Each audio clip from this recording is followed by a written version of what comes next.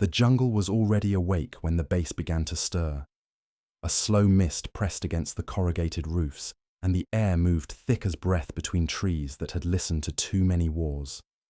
Inside the briefing tent, dim light spilled from a single hanging bulb, swaying in the wet heat.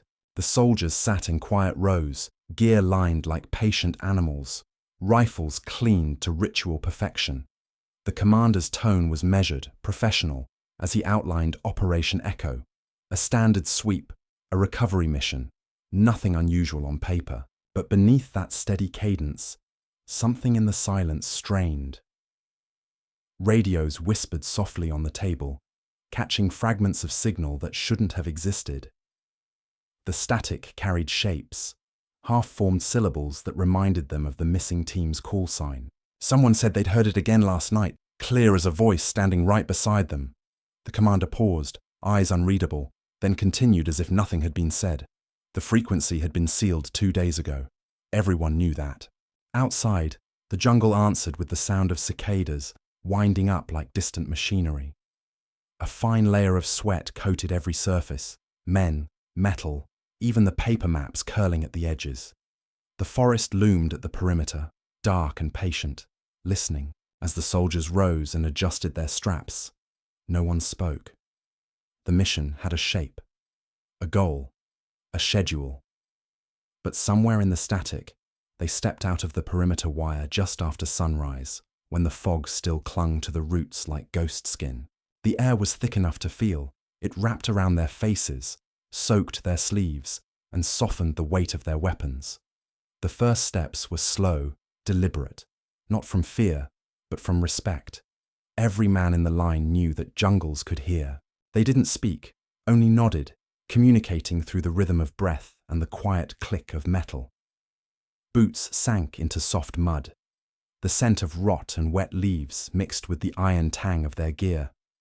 Somewhere ahead, unseen birds gave mechanical, cries that echoed twice, once from the trees and again from deeper within, as if the forest were practicing imitation.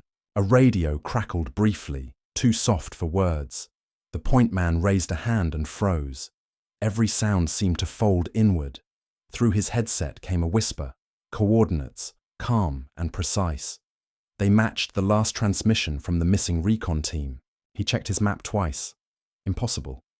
The order had come days ago. Yet now it arrived again, spoken by a voice that didn't quite belong to anyone living. No one said a word. The sergeant made the sign to move, and the column advanced. There, formation a quiet line of human instruments tuned to invisible music. Above them, shafts of light fell like slow-moving signals through the canopy. The jungle exhaled in waves, damp and rhythmic, every gust of wind carrying a faint pulse, as though recording their progress. When they reached a narrow stream, the lieutenant looked back once toward the fading camp. The radios hummed softly, imitating their footsteps. Every sound had learned its echo. They found it half buried under the roots of a banyan tree, a dull green casing blinking faintly through the damp soil. The beacon had been transmitting for 72 hours past its last recorded signal. The lieutenant brushed the dirt from its side with a gloved hand, revealing the unit number stenciled in white, the same code as the missing recon team. It shouldn't have been working, not in this humidity, not after the storm that swept through 2 nights ago. Yet there it was, pulsing steady as a heartbeat. The comms specialist connected a headset, careful, almost reverent. A low hum filled the air, soft, rhythmic, oddly human in pattern. Static blended with something beneath it, faint traces of speech. When he adjusted the dial, the hum aligned with their own voices, as if caught in a feedback loop. He whispered a test phrase into the mic. The beacon waited, then replied with his words, delayed by 3 seconds, filtered through distortion and wind. The men looked at each other, no one moving. The jungle around them seemed to listen, holding its breath. He tried again, this time lowering his tone, and the reply came softer, calmer. The same rhythm, the same cadence. "It's us," someone murmured. But not us. The light on the beacon pulsed once brighter, then returned to steady green. No malfunction, no error, only repetition. The lieutenant closed his notebook. Whatever this was, the jungle had begun to record. By dusk, the jungle had turned the color of rusted bronze. The team set up a small perimeter beside a narrow creek, radios stacked on waterproof cloth. The air was thick with insects, the kind that made sound feel heavy. One soldier, Miller, drifted a few meters away to adjust the comms relay. His voice came steady over the headset, a report about the beacon's frequency. His tone measured, almost soothing. Then, silence. Static replaced him. Long, thin, endless. The others waited, scanning the tree line. 30 seconds passed. Then his voice returned, calm as before. "All clear," he said. "Still with you." Relief flickered through the group until they realized Miller hadn't come back. His radio lay half buried in moss, light blinking gently. The voice continued to speak, describing their own positions in perfect detail. Each word timed to their movements. The lieutenant leaned close, listening. Miller's voice sounded present, not recorded. He switched the channel. The transmission followed, unbroken. The jungle had learned his voice. The men stood in the gathering dark, radios whispering familiar tones that no longer belonged to them. The creek gurgled softly, indifferent. Above, the canopy trembled. Like breath returning an echo, night arrived without edges. One moment the sky was pale green. The next, it folded into darkness so complete that every sound felt amplified. The unit stopped near a half-collapsed bunker, swallowed by vines. No one lit a fire. They unpacked, their rations in silence, the crinkle of wrappers louder than speech. The jungle hummed around them, not chaotic, but structured, almost musical. 1,000 small noises layered together until they formed a single tone. Through the headsets came a similar frequency, faint but precise. It wove itself between the drone of insects, rising and falling like breath. The sergeant noted the timestamp in his logbook, calling it environmental resonance. Still, his pen quivered slightly with each note. The forest seemed to be tuning itself to their presence, adjusting pitch as they moved. When the comms specialist turned the dial, the signal sharpened. Beneath the hum came whispers, clipped, disciplined, military. Familiar voices repeating old coordinates, mission codes, even fragments of laughter. Each syllable folded back into static before the men could react. The commander exhaled slowly, eyes fixed on the dark tree line. Somewhere out there, sound had become self-aware. He wrote a single sentence in his journal before closing it. "The air carries us back to ourselves." The night deepened. The insects held their rhythm, and the soldiers, trained to track movement and heat, now found themselves listening to the texture of silence itself. Corporal Dinesh sat apart from the others, his back against a trunk slick with moss. The radio hissed beside him in a soft, rhythmic pulse, steady as a heartbeat. He opened his field notebook, its pages curling from the humidity, and began to write. At first, only data. Frequency numbers, timestamps, coordinates, the language of routine. But slowly, the entries changed shape. His notes became sentences, the kind that didn't sound technical anymore. He wrote about the pulse he heard in the static, how it matched the beat under his own ribs. When he replayed the recording, the hum aligned with his breathing. Every rise of the signal mirrored his exhale. The jungle, it seemed, had learned to synchronize. Then, beneath the static, words began to form. Faint, ordered, but human. "Keep moving east." He froze. That was the same order they'd received hours ago. The transmission repeated, softer this time, with a strange precision, like a voice reading its own memory. He flipped back through older pages. The waveform patterns matched the ones from the day before. It wasn't random. The forest wasn't echoing. It was composing. Dinesh underlined a sentence without realizing it. Orders, rewritten by the wind. Somewhere in the darkness, a branch snapped, quick and deliberate. The signal dipped, then steadied again, matching the rhythm of his pulse. For the first time, Dinesh didn't feel alone. He felt translated. When dawn returned, it did so cautiously, filtering through the canopy in narrow threads of light. The team advanced along a ridge where the trees grew in deliberate symmetry, their trunks smooth and pale, as if carved by careful hands. The forest was quieter here, the air dense with a faint metallic scent. The lieutenant noticed markings on one of the trunks. Long, shallow ridges spiraling upward in perfect rhythm, like sound waves frozen into bark. He ran his fingers along the grooves. Beneath his palm he felt vibration, faint but constant. Dinesh adjusted his handheld scanner and captured the pattern. The waveform on the small screen matched the last radio pulse they'd logged the night before. Another tree hummed faintly in the same key. The lieutenant motioned for silence. The men gathered around the largest trunk, light flickering across their faces as the forest breathed in long, slow intervals. When the wind moved, the ridges resonated.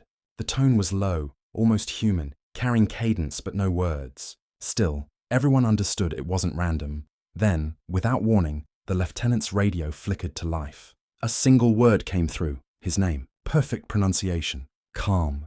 Neutral. As if spoken by someone reading it from a list. He turned slowly toward the trees. The vibration beneath his hand quickened, pulse aligning with his heartbeat. It called me by name, he whispered. No one laughed. No one moved. Even the insects had gone still. In the distance, something vast and unseen exhaled, a sound like wind moving through a throat. The lieutenant lowered his radio, uncertain which direction the voice had come from. The forest, it seemed, had learned to speak without needing a mouth. By late afternoon, Command issued new instructions: radio silence until extraction. The order came through crisp and final, leaving no room for discussion. The men accepted it with quiet relief. The chatter stopped. Even the static disappeared. Without their devices, the jungle's true sound expanded to fill the space. A living orchestra of unseen instruments. Leaves shivered in even rhythm. Frogs croaked in intervals like Morse code. And somewhere deeper, branches swayed to an invisible measure. The air itself seemed to listen. Every movement echoed through the canopy, slow and deliberate, as though translated into another language. One soldier, unable to bear the absolute stillness, began to hum. It wasn't a song, just a low, steady tone, something human to replace the emptiness. A moment later, the forest answered. A deep vibration rose from the ground, resonating with his pitch until both merged into one long, harmonious note. The sound faded gradually, leaving nothing but the gentle breath of the wind. No one spoke again. There was no need. The jungle had learned their frequency. By morning, the mist lay thick as gauze over the camp. The men moved slowly, packing their gear with the quiet efficiency of habit. Beneath their boots, the earth felt warmer than before. Not soft, not trembling, just alive. When they dug shallow trenches for shelter, steam rose from the soil like breath released after a long silence. The medic crouched beside one and pressed his palm to the ground. It pulsed faintly, rhythmic as a heartbeat. He switched on his Geiger counter out of curiosity. The device clicked, erratic but insistent, though there was no sign of radiation. Organic oscillation, he muttered, noting it down. The lieutenant knelt, listening, and thought he heard overlapping thuds beneath the dirt. Dozens of heartbeats, out of sync yet unified, like a sleeping crowd. A bird shrieked above, echoing through the trees. Its call was returned by something deeper, slower. The forest had begun answering itself. No one said it aloud, but the truth hung in the humid air. They were not standing on ground at all, but on something vast. Something that inhaled every sound and exhaled it changed. The medic wiped his brow, uneasy but calm. "Feels like it's breathing," he whispered. The lieutenant only nodded. "Then let's listen." The next dawn arrived pale and soundless. Dew hung from the antenna like threads of glass. Dinesh powered the radio to check its calibration, though the silence order still held. Without warning, the speaker crackled. A clean, deliberate signal. The voice that followed was calm, crisp, unmistakably military. "Echo team, report grid 2-1. Every man froze. The tone, the phrasing, the discipline. It was Captain Rafik, leader of the missing recon unit. The lieutenant leaned closer, waiting. The transmission repeated, unchanged. The voice had no static, no fatigue, only precision. Dinesh replayed it, isolating background noise. The patterns were identical to their current surroundings. Same wind velocity, same insect cadence, even the same dripping water. He looked up slowly. "Sir, this isn't recorded." The lieutenant's jaw tightened. "Then it's live," but that was impossible. Rafik's last coordinates were 70 kilometers east, buried beneath dense terrain. They replayed the message again. Between phrases, faint echoes emerged, fragments of their own speech from yesterday, stitched into the captain's voice. A perfect mimicry. "The jungle broadcasts live," Dinesh whispered. "And it's learning." The lieutenant switched the unit off, but the voice continued for a heartbeat longer before fading. Around them, the forest resumed its quiet rhythm, leaves swaying to an inaudible command. For the first time, the men wondered if the signal had ever come from a man at all.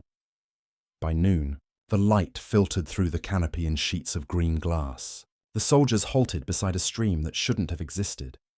Narrow, winding, its flow charted nowhere on their maps. The lieutenant unfolded the terrain sheet, tracing the old riverbeds. The lines no longer matched what surrounded them. Hills appeared where none had been. Paths vanished. It wasn't disorientation. Their instruments agreed with the change.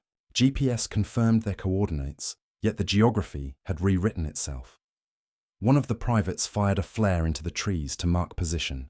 The orange light arced upward, briefly painting the leaves in copper. When they reached the spot an hour later, they found burnt flare casings already embedded in the ground, aged, cooled, as if from another time. The medic checked the data log again, confused. "It's the same flare signature, sir. Same timestamp." No one spoke. A shiver of realization passed through them like static. The map wasn't wrong. It was reflecting something else, perhaps time folding inward. Back at camp, Dinesh overlaid their GPS trail onto the digital terrain grid. The pattern that appeared was unmistakable. A human ear stretching across valleys and ridges, its contour defined by their entire route. "The forest is listening through us," he said quietly. No one laughed. The lieutenant studied the glowing outline on the screen until the battery died. The jungle's hum rose again, surrounding them, rhythmic and precise. Every sound echoed twice, once in the air, once in memory. The forest was mapping them the way a mind maps thought, reshaping itself with every step. When they moved again, they didn't follow the compass. They followed the sound. By noon, the light filtered through the canopy in sheets of green glass. The soldiers halted beside a stream that shouldn't have existed. Narrow, winding, its flow charted nowhere on their maps. The lieutenant unfolded the terrain sheet, tracing the old riverbeds. The lines no longer matched what surrounded them. Hills appeared where none had been. Paths vanished. It wasn't disorientation. Their instruments agreed with the change. GPS confirmed their coordinates, yet the geography had rewritten itself. One of the privates fired a flare into the trees to mark position. The orange light arced upward, briefly painting the leaves in copper. When they reached the spot an hour later, they found burnt flare casings already embedded in the ground, aged, cooled, as if from another time. The medic checked the data log again, confused. "It's the same flare signature, sir. Same timestamp." No one spoke. A shiver of realization passed through them like static. The map wasn't wrong. It was reflecting something else, perhaps time folding inward. Back at camp, Dinesh overlaid their GPS trail onto the digital terrain grid. The pattern that appeared was unmistakable. A human ear stretching across valleys and ridges, its contour defined by their entire route. "The forest is listening through us," he said quietly. No one laughed. The lieutenant studied the glowing outline on the screen until the battery died. The jungle's hum rose again, surrounding them, rhythmic and precise. Every sound echoed twice, once in the air, once in memory. The forest was mapping them the way a mind maps thought, reshaping itself with every step. When they moved again, they didn't follow the compass. They followed the sound. They found him near a slow-moving stream, seated on a fallen log as if waiting for inspection. His uniform was soaked but intact, his boots half buried in mud. The captain looked up as they approached, eyes clear yet unfocused, fixed somewhere far beyond the living. The men circled cautiously, weapons lowered. "Captain Rafik?" the lieutenant called softly. The man nodded once. "The forest doesn't want silence anymore," he said. His voice was calm, matching perfectly the signal they'd heard earlier. Around him, the air shimmered faintly, heavy with heat and the scent of wet bark. When the medic checked his pulse, it was steady, almost mechanical. His dog tags gave off a faint static hiss, each letter vibrating against the next. "How long have you been here, sir?" Rafiq smiled, not with recognition, but with certainty. "Since you arrived," the stream whispered behind them, mirroring his words in ripples of sound. The jungle seemed to inhale, satisfied. No one dared ask what that meant. They simply watched as Rafiq looked past them, toward the trees, and whispered something too low to hear. Whatever language he spoke now, it no longer belonged to men. At first, it sounded like idle chatter carried by the wind, the kind of half-sleep talk that drifts between tents before dawn. But as the men stirred, they recognized the voices. Every word was familiar. They heard themselves laughing, complaining, reciting coordinates. The sound came not from their radios or recorders, but from the trees themselves. Bark vibrated softly, branches swayed with the cadence of remembered speech. The jungle was replaying them. The lieutenant rose slowly, scanning the clearing. "Who has the recorder on?" he asked. No one answered. The voices continued, overlapping now, the same phrases repeated in perfect rhythm. When he walked closer to one of the larger trunks, the surface shimmered faintly with moisture, the ridges pulsing like a living speaker. Then came something new, his own voice, clear and calm, speaking words he had never said aloud. "We'll make it out." The others turned toward him. Silent. He hadn't spoken. Yet there it was. His tone, his breath, his certainty. The forest seemed to hold its breath, as if awaiting a response. For a long moment, no one moved.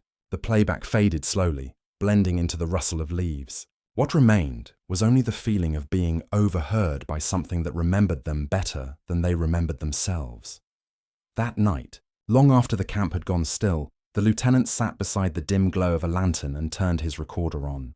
The air pressed heavy against his shoulders, full of the slow ticking of insects and the damp scent of moss. He cleared his throat once, then began to speak, not as an officer, but as a man trying to set something down before it disappeared. He spoke of a mission years before, deep in another stretch of forest, where men vanished under the same clouds, in the same kind of rain. "We never found them," he said quietly. "We told ourselves the jungle swallowed them whole, but I think it just kept them." His voice trembled, the first crack of emotion since the operation began. He stopped recording and leaned back, closing his eyes. The static continued on its own, rearranging itself into words. A whisper emerged through the faint crackle. "You did." He opened his eyes. No one else was awake. The lantern flickered once, like breath catching in a throat. The jungle didn't judge him. It only listened, patient as time. He switched the recorder off, but the whisper lingered in the air, softer now, almost kind. "It knows the things we hide in silence." The lieutenant exhaled. For the first time, the silence didn't feel empty. It felt like forgiveness. When dawn rose again, it felt both familiar and misplaced, as though the day had arrived out of sequence. Dinesh knelt by the comms unit, cycling through frequencies with slow precision. At first, he caught nothing but the hum of ordinary interference. Then, a pattern emerged. 2 transmissions layered atop each other, one faint, one recent. The first sounded like their current patrol, boots crunching, voices clear. The second was the same recording, younger, lighter in tone. It was them, leaving base 3 days earlier. Both ran in perfect sync, time collapsing between syllables. He adjusted the dial and the voices bled together. The lieutenant's orders overlapped, the old voice finishing the new one's sentences. The medic's laughter from the past blended with the medic's silence in the present. It wasn't repetition. It was conversation across time. Dinesh pressed the headset closer, heartbeat matching the static's pulse. The environment responded. Trees rustled, though no wind passed. The temperature dropped, and the air thickened, heavy with moisture. The medic raised a thermometer, identical barometric pressure to the day before. "Every variable unchanged," the lieutenant murmured. "Time folds like leaves," and it did. Layer upon layer, green over green. Yesterday pressed against today until they were one surface. They stopped checking instruments after that. Their words began to arrive before they spoke them. Sentences half-lived before leaving their mouths. No one found it strange. Dinesh looked up from his headset. expression calm. "We're walking through our own signal," he said. The lieutenant nodded, the forest humming in agreement. Every sound, every heartbeat, every breath, all part of the same looping transmission, repeating itself until even time sounded alive. By late afternoon, the air had thickened into gold. The team moved in silence, following a trail that narrowed until it disappeared entirely into grass. The captain raised a hand, signaling them to stop. A strange calm settled. No birds, no wind, not even the hum of insects. The world seemed to pause between heartbeats. "Listen," he said. At first there was nothing. Then, faintly through the headsets, a sound, a slow, deliberate heartbeat. It pulsed once every few seconds, steady and patient, like the earth breathing beneath them. Each soldier checked his monitor, but the signal was the same across all channels. The rhythms synchronized with their own pulses, merging until no one could tell which beat was human. The captain removed his earpiece. "We've reached the center," he said quietly. The words hung in the heavy air, too fragile to echo. Around them, the forest seemed to relax, the tension unwinding like a held breath. They stood together, motionless, suspended inside that single, shared heartbeat. The sound didn't stop. It simply became part of the silence, endless and whole. In that stillness, even time seemed to rest. At dawn, the light felt clean again, washed, as if the night had been a fever finally broken. Dew clung to their gear in perfect beads, refracting the rising sun into thin slivers of gold. The lieutenant powered up the comms unit one final time. A clear tone rang out. Command's voice at last, sharp and human. "Echo team, coordinates received. Extraction inbound. 2 hours." For a moment no one spoke. The words carried weight, but something beneath them felt rehearsed, already known. The forest remained utterly still, as though listening to its own message. They packed in silence. Dinesh checked the frequency. It read 00, a value that shouldn't exist. The hum in his headset was different now, neither static nor interference. It sounded like breath. Their own, looping back from a few seconds ahead. "Even the signals ahead of us," the medic muttered. The captain adjusted his strap, eyes fixed on the horizon. "It already knows we're gone," he said. The others looked up. He wasn't wrong. The jungle no longer mimicked them. It anticipated. Each step they took felt like a repetition, every motion pre-recorded by something older, patient and exact. Behind them, the trees whispered faintly, their leaves brushing in rhythm. Not farewell, but acknowledgement. The forest, it seemed, had planned their departure long before command ever did. The path widened, but the map said it shouldn't exist. According to their coordinates, they were standing in open ground, a flat extraction zone cleared years ago. Yet the jungle pressed close on every side, thick and breathing. The air shimmered faintly, heat and mist braided into one. The GPS blinked insistently, marking their location as correct. The lieutenant stared at the device, then at the towering wall of foliage. "We're here," he murmured. "But it isn't." The forest responded with a soft stirring, as if the trees had overheard him. Leaves began to tremble, branches bowing in a slow wave. The men lifted their rifles instinctively, but no threat came. Instead, the trunks leaned outward, bending until a hollow appeared. Not a violent clearing, but a gentle parting, as though the jungle itself exhaled to make space. Then came the sound of rotors, distant at first, then near. The helicopter descending toward an opening that hadn't existed a moment before. The downdraft sent ripples through the trees, but even before the machine broke through the canopy, the vegetation had already begun to sway in anticipation. When they climbed aboard, the men looked back once. The opening was closing, vines knitting silently together. "It knew," Dinesh whispered. The lieutenant nodded, watching the forest blur beneath them. Extraction didn't feel like rescue, it felt like release. The base felt too bright when they returned, concrete, noise, and order pressing against the stillness they'd brought back with them. Technicians took their equipment for debrief, rifles, field notes, and the black box recorder that had captured the entire mission. Dinesh lingered near the table, uneasy as the machines began to whir. The playback started clean, ambient noise, boots on soil, the low murmur of coded exchanges. But when the technicians adjusted the filter for voice clarity, the human frequencies slipped away. Every word faded, replaced by layered tones, some reversed, some aged, some spoken in a cadence no longer quite human. The jungle had overwritten them, or perhaps absorbed them entirely. The lieutenant waited until the room emptied that night. Alone, he inserted his personal tape, the final recording from the valley. At first, only the pulse returned, deep and patient. Then, beneath it, something softer, a voice. It was his own. "We've reached the center," he heard himself say. But then another layer unfolded, a whisper joining him, older, slower, almost like the forest breathing through his lungs. He leaned closer. "Still with you," it said. The words were tender, not haunting. A farewell disguised as continuity. He stopped the tape. The silence that followed was complete, but not empty. It felt occupied, filled with everything the forest had remembered for them. The lieutenant whispered back, "Copy that." Outside, the wind moved gently through the base antennas, carrying the faint rhythm of a heartbeat. Somewhere, the jungle was still transmitting, patient, faithful, eternal. The base felt too bright when they returned, concrete, noise, and order pressing against the stillness they'd brought back with them. Technicians took their equipment for debrief, rifles, field notes, and the black box recorder that had captured the entire mission. Dinesh lingered near the table, uneasy as the machines began to whir.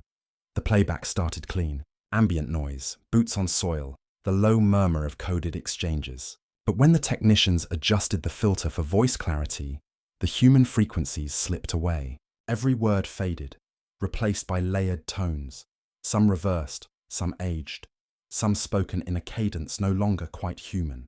The jungle had overwritten them, or perhaps absorbed them entirely. The lieutenant waited until the room emptied that night. Alone, he inserted his personal tape, the final recording from the valley. At first, only the pulse returned, deep and patient. Then, beneath it, something softer, a voice. It was his own. "We've reached the center," he heard himself say. But then another layer unfolded, a whisper joining him, older, slower, almost like the forest breathing through his lungs. He leaned closer. "Still with you," it said. The words were tender, not haunting. A farewell disguised as continuity. He stopped the tape. The silence that followed was complete, but not empty. It felt occupied, filled with everything the forest had remembered for them. The lieutenant whispered back, "Copy that." Outside, the wind moved gently through the base antennas, carrying the faint rhythm of a heartbeat. Somewhere, the jungle was still transmitting, patient, faithful, eternal. Weeks later, the reports came quietly. Satellite imagery showed the valley sealed under a thick lid of mist. The extraction zone no longer appeared on maps. What had been open ground now looked untouched. A dense weave of green, unbroken, as if no one had ever stepped there. At night, the local operators swore they heard faint radio chatter from the direction of the mountains. The transmissions were soft, irregular, carrying fragments of voices that belonged to no living unit.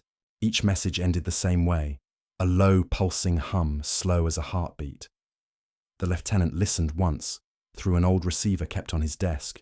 The static was calm, almost soothing. It wasn't calling for help. It was simply there, existing like weather, patient as memory.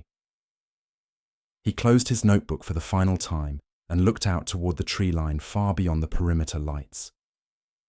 Perhaps the forest just wanted someone to listen, he murmured.